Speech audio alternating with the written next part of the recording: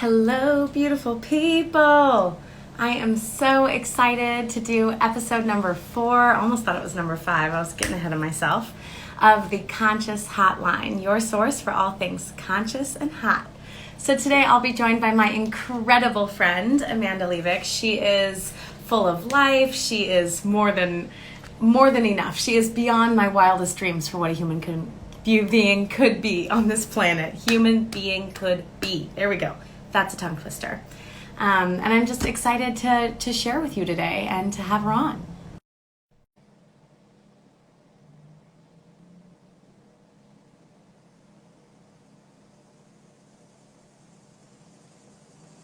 Waiting for her to connect.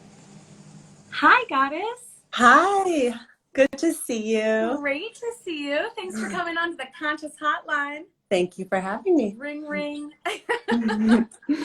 So at the Conscious Hotline, we always like to start with kind of a juicy question to let the good people know who you are and what you're all about. Okay. And today's question is, what is something that you previously thought was wrong with you that you ended up using for your own growth? Previously thought was wrong. So I am very shy, and I used to think that something was wrong with me for being shy. But I've learned that I love a lot of internal time for myself to reflect and to grow, and that time alone is actually really nourishing. And there's nothing wrong with me for being shy, and that it's actually a sweet part of myself. I love that. Yes. There's so many good TED Talks on that too. I don't know if you've seen them, but I haven't. The Power of an Introvert. Look that one up. Cool. Yeah, okay. That one's really good. Y'all run the world, actually. Yeah. Cool. Yeah. Well, I'm so excited to have you on today and to talk about, science, magic, and living deliciously.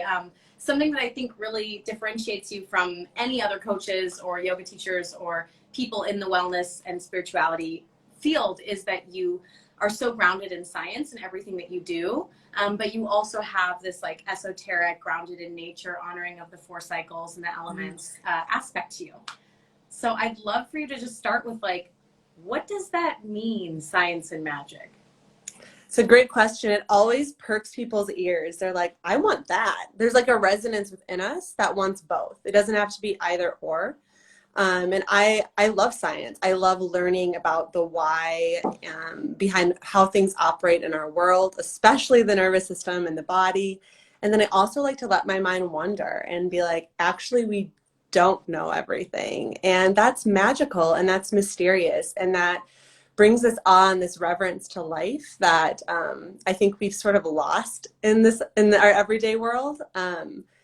So I like to hold both. And oftentimes people are like, well, they'll ask a direct question. And I say, well, does it have to be this or that? Like it can be both. It can be everything. Can we open our hearts up to explore the totality of these really hard questions sometimes? So that's sort of science and magic. Holding both of those topics is a really big part of my work and who I am as a person.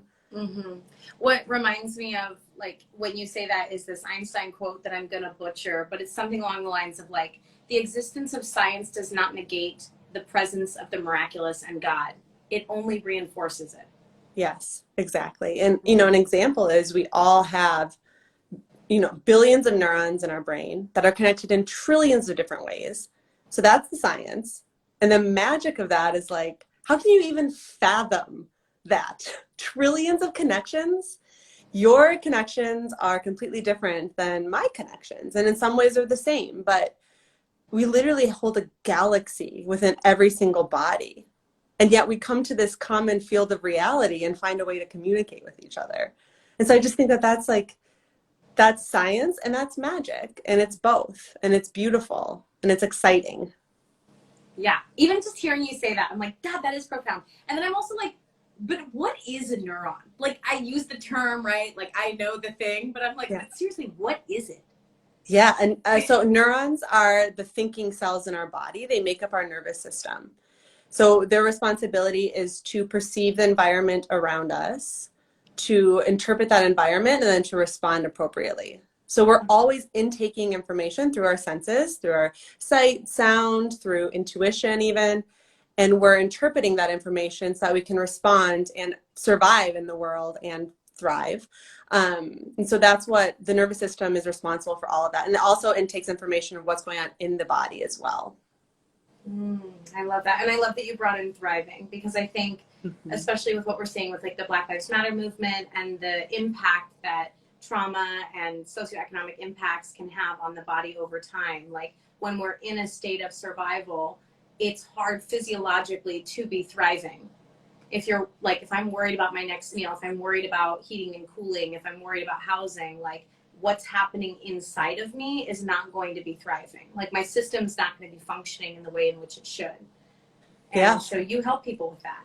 Yeah, that's right. I mean, if there's danger, we're designed to survive, like our bodies are, and we've been passed on mechanisms throughout history to help us survive. And if our physical bodies, our animal bodies, this physical form is in danger or in threat, it's not really the time to close your eyes and ideate and meditate and be creative. It's time to say, how can this body move through this space in a way that's safe and that will ensure my survival? So definitely that is number one way I always work with my clients, is helping them understand the basics of their nervous system and helping them understand what stress is and how to soothe their nervous system. Because if that isn't the first thing that's done, then it's going to be really hard to envision what we want from life.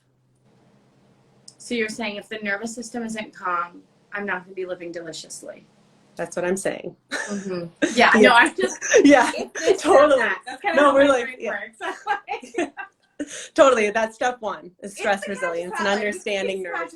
But we also got to break it down, you know? I love it. Also, full transparency, it's very hot at my house. It's like 85 degrees inside. Seems like my neurons aren't firing. But I'm so happy to be here with you, and I'm so happy to learn about this, because I've been following your work. I work personal friends, but then also like your website, the workshops you've done, and all of that. And so I just feel really grateful to be able to have this conversation with you on a deeper level, because I mean, especially right now, given that we're in the midst of a pandemic, I think people have really been taking time to figure out, what does thriving look like for me, and what life do I want to go back to, or what parts of my life do I not want to go back to, and what does that look like? And so I'm curious how you've been experiencing that journey, both within yourself and then also with your clients. Everyone's so different right now, because everyone's experience of this pandemic and uprising is really different. So some of us have a lot of extra time. Some of us have a plentiful amount of time, and others are actually really busy with kiddos running around the house, and they're trying to figure out how to do their jobs online. So there's not necessarily kind of like this one-stop shop for how to be in this pandemic specifically, but the moment is always the juiciest, most delicious place to be, whatever that moment presents. And for me, how I've been envisioning, I feel like I've been able to be more in the moment than ever before, because I'm more in my house than ever before, and I'm not moving my physical body around, driving and getting from A to B. Now I'm getting from maybe meeting to responding to this, so it looks a bit different, but it's really, how can you be still in as many present moments as you can? Like, how can you be in this physical body no matter what you're doing, moment to moment to moment, no matter where you are, because the moment is timeless. And then from that delicious moment, for me, the most amazing visions may come through. And whether or not they happen, I've been having so much fun just like dreaming and being here and letting myself really settle into the unknown, because there's so much in the unknown. But if we can make the moment cozy and nourishing, then that unknown gets to be a little bit easier to sit with. So the act of being in the present is what's helped you navigate going through all this. And I think it's so much easier said than done.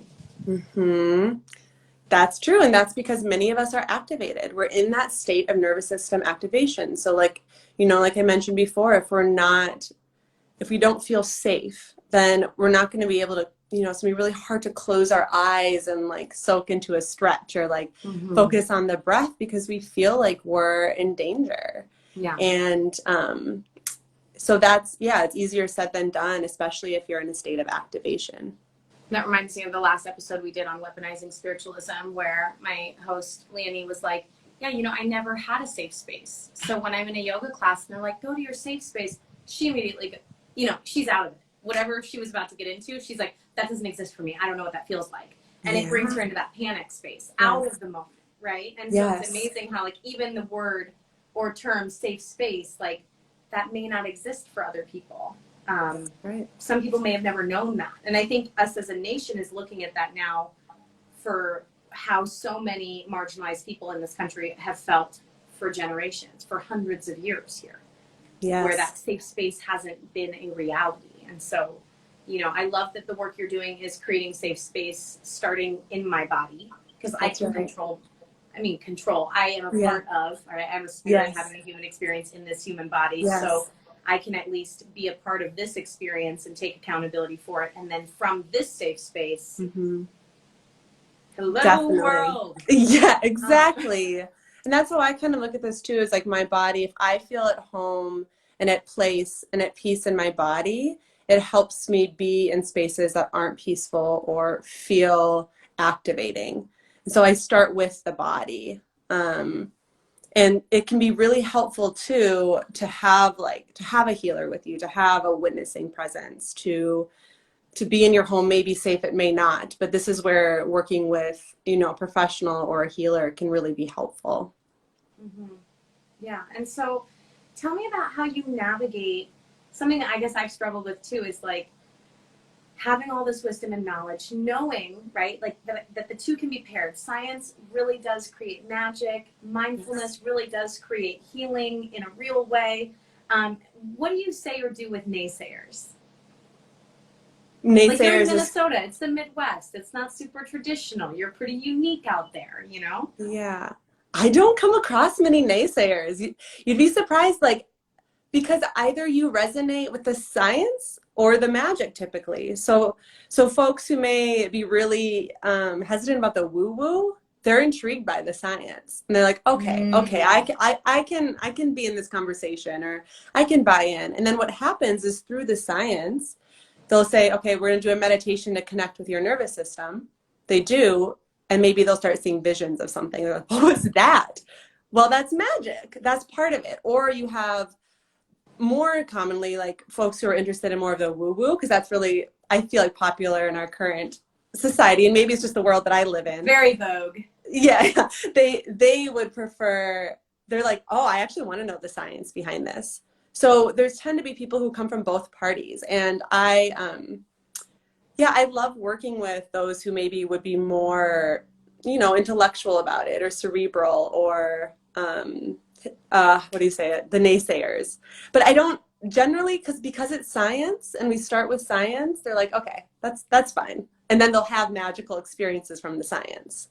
Yeah. What I love so much about that is that you've really paired the two worlds.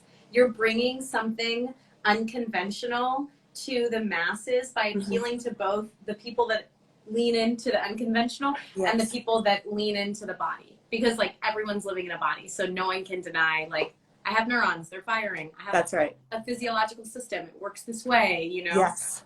Yeah, I love that. It kind of reminds me of, like, what I did with Be Free, my organizing business, where I pair organizing and coaching. And people that would never hire a coach are like, can we do that breathing thing before we empty my closet? I really liked that. And I'm like, meditation? Yeah, no problem, you know? And so it's like, you know, I get to work with, like, 65-year-old Trump supporting white men that would never want to, like, talk about their feelings. And then they're like, can we just talk today? We don't even need to organize anything. I'm like, sure, you know, I'm here to do that. So it's really cool. I love just watching people's minds open. I think that's really what it is. Of course. And it's whatever way. I mean, we all have those trillions of different neural connections. So in whatever way we're interpreting reality, and whatever that path is to our own connection, to our own body and our heart, that is the right way for that person, whatever that is.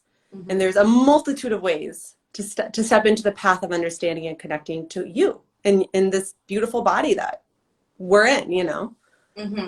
Absolutely. I love also living deliciously. Like, every time I read it, see it, say it, I just envision a big juicy peach and me biting into it, and, like, the peach just, like, dripping down my body. Who doesn't want that? What comes to mind for you when you think of living deliciously? I mean, it's like your tagline. Yes. Living deliciously is really, I mean, it's twofold. One, it's awaking to the miracle or the sacredness of the small, simple moments in our every life. There's delicious moments everywhere. I call them yums. So it could be, the moment you open your eyes and you're sleeping next to your partner and you feel the warmth of their bodies. Yum. Having that first sip of morning coffee. Yum for me. I'm a coffee drinker. And it's also, so how can we awaken to these things that are already happening through the use of our senses? So sight, stepping outside and feeling the sun on your skin, on a cold fall day would be delicious for me. So feeling these moments throughout our day and creating more environments to have delicious experiences. So a bath would be a really simple one. People love to take baths. And that would be like, making it extra delicious, lighting candles, getting your favorite essential oil so you can create delicious moments. And for many people who are too busy to maybe create, large chunks of delicious moments, it's noticing these delicious moments that are here now. And this is really awakening to what I like to call like the sacred, this life energy that's flowing through all of us, this energy that's flowing through our nervous system that helps us to perceive the world around us. And the more we reside here, the more delicious life is. So it's not doing a lot of extra things. I always say I'm not the coach that helps you do more. I'm really the coach that helps you slow down and inhabit the life that you're already living, that you've worked so hard to create. Because we're so forward focused. We're like, when I get that, I'll be happy, But like actually what's here for you right now in this moment, that is just like so scrumptious. Yeah. And there's a lot of stuff often, Oh my gosh, there's so many things. Again, I'm reminded of a conversation I had with a coaching client yesterday where we just organized her entire house top to bottom. It looks like we renovated it. Like it's a completely different space. Like I was like, the walls are gray. I thought they were blue. And she, like it literally, like everything looks different. And I was checking in with her and she was like, yeah, I'm already like, now I need to do the kitchen renovation. Now this needs to happen. And her husband was like, oh my God, I'm loving it. It's so wonderful. I walk into my room, I take a big breath. It's so expansive. And so it was exactly that what you're talking about. Like one person just relishing in this accomplishment and this feeling and this energy of their new space. Yes. And the other person being like, okay, on to the next thing. Like forward, that's done. What's next? Yes. And such different ways of being.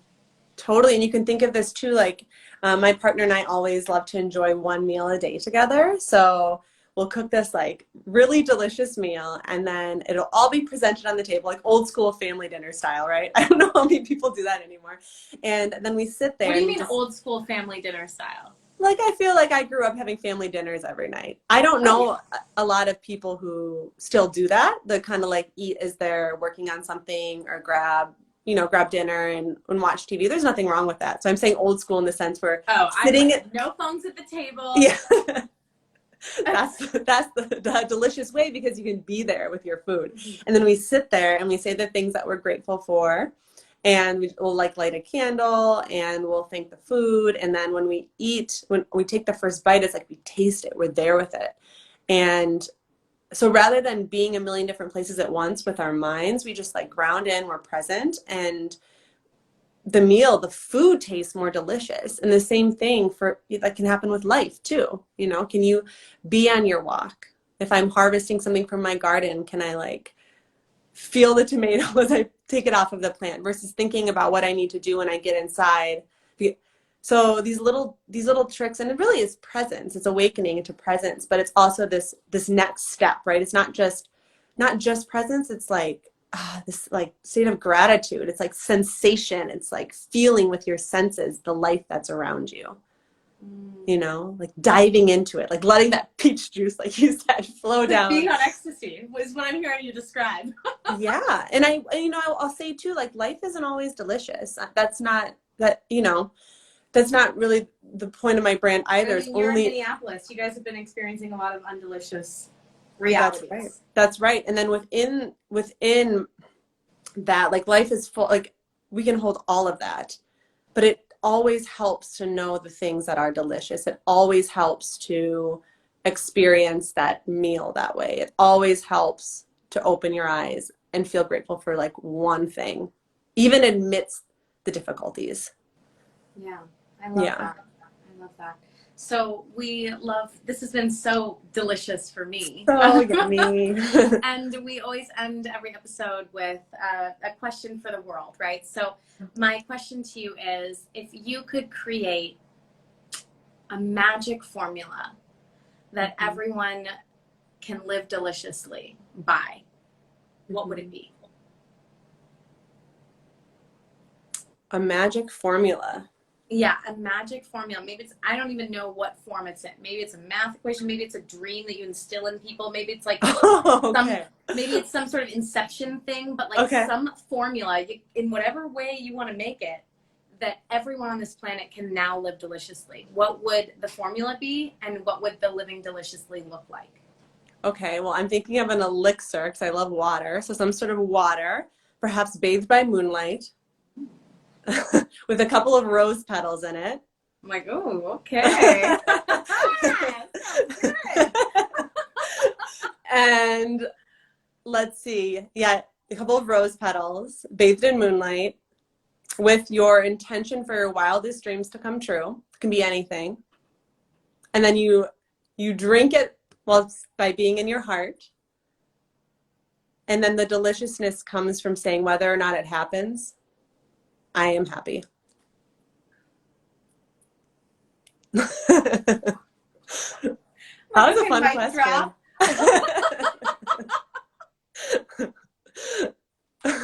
Oh, I love you. I love you too. So incredible. I'm gonna make that elixir. I'm like, okay, let me write that down. Moon bath, rose petals. I'll put it in the show notes. You know, okay, that sounds good. That sounds good. Wow. Thank you so much for your time. Thanks for calling into the Conscious Hotline today. Yeah. I love you. Thank you for having me. Absolutely. Mwah. You are a gift. Sounds good. You too. Bye. Bye.